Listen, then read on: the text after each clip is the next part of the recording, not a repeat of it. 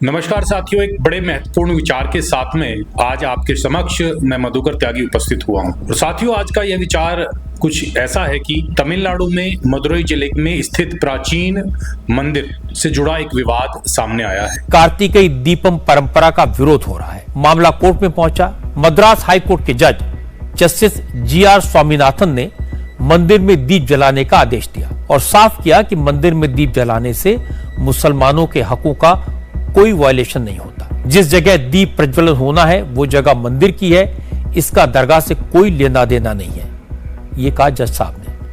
लेकिन तमिलनाडु सरकार का कहना है कि अगर पहाड़ी पर मंदिर में दीप जलाने की परमिशन दी गई तो माहौल खराब हो सकता है, इसलिए हाईकोर्ट का फैसला नहीं माना जाएगा। मदुरई अपने मीनाक्षी अम्मन मंदिर के साथ साथ भगवान मुरुगन के इस प्राचीन स्थल के लिए भी जाना जाता है। पांड्या राजवंश ने 5वीं शताब्दी में इसका निर्माण करवाया था और सदियों से यहाँ एक स्तंभ पर दीप के प्रज्वलन की परंपरा साथियों चली आ रही है। लेकिन इस परंपरा के बीच इतिहास पर एक विवादित अध्याय जुड़ गया है। 16वीं सदी में सिकंदर शाह के एक जो आक्रमणकारी था उसने मदुरई पर हमला किया। उसकी मृत्यु के बाद मुस्लिम समुदाय ने उसकी याद में एक दरगाह बना दी जो मंदिर के पास ही स्थित है। समय के साथ साथ मंदिर और दरगाह दोनों ही क्षेत्र एक ही जगह पर स्थित हो गए। यहाँ यह विवाद शुरू होता है साथियों कि कुछ मुस्लिम संगठनों ने मंदिर के जो पास दीप प्रज्वलित होता है उसका विरोध करना शुरू कर दिया और कई बार वहां बलि के लिए जीवित पशु ले जाने की कोशिश भी की।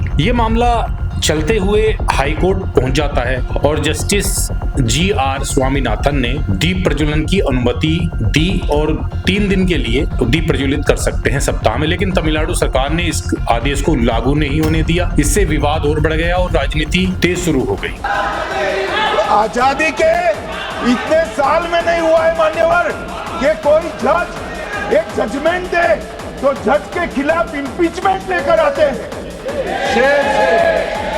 अपनी वोट बैंक को एड्रेस करने के लिए इंपीचमेंट लेकर आते हैं मान्यवर। और ये सारे ने तो साइन कर दिया, साथ ही साथ उद्धव जी ने भी साइन कर दिया। अब यहाँ से शुरू हुआ एक बड़ा राजनीतिक तूफान। यहाँ प्रियंका गांधी, वाड्रा, मनी मोची, अरविंद समेत अखिलेश यादव, डिंपल यादव समेत 120 सांसदों ने जस्टिस स्वामीनाथन के खिलाफ महाअभियोग की मांग उठाई है। इस कदम पर सवाल उठे, क्या ये एक न्यायाधीश पर हमला इसलिए किया जा रहा है कि क्योंकि उन्होंने हिंदू परंपरा के पक्ष में फैसला दे दिया? क्योंकि मंदिर की परंपरा आज की नहीं है, सदियों पुरानी है, 5वीं सदी से। कुछ लोग यह भी पूछ रहे हैं कि दक्षिण भारत के एक प्राचीन मंदिर में दीप जलाने का विरोध आखिर क्यों है? और कुछ नेता जो स्वयं को सेकुलर बताते हैं, इस विषय को आप ध्यान से सुनिएगा, सेकुलर बताते हैं और पारंपरिक पूजा के खिलाफ वो खड़े दिखाई दे रहे हैं, ऐसा क्यों है? और ये साथियों विवाद एक दीपक का नहीं है। भारत में धार्मिक स्वतंत्रता, राजनीति, न्यायपालिका और परंपराओं के बीच गहरे टकराव का प्रतीक बन चुका है। अंत में साथियों मैं तो यही कहूंगा कि हमें यह याद रखना जरूरी है कि भारत की शक्ति उसकी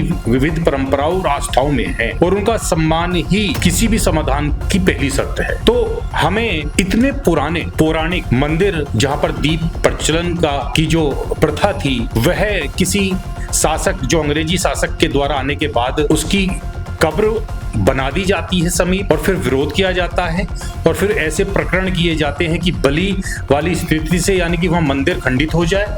और अब जब न्यायपालिका ने अपना पक्ष सुनाया है उस पर भी वहां की सरकार और विपक्ष के इतने सारे नेता इकट्ठा होकर जो महाभियोग लाने का प्रयास कर रहे हैं, क्या नहीं लगता कि सोची समझी तुष्टीकरण की राजनीति का केंद्र बनाने का उनका प्रयास है? और कहते तो ये और पार्टी के लोगों को है, लेकिन नहीं लगता ये हिंदू मुस्लिम की राजनीति करने से बाज नहीं आ रहे।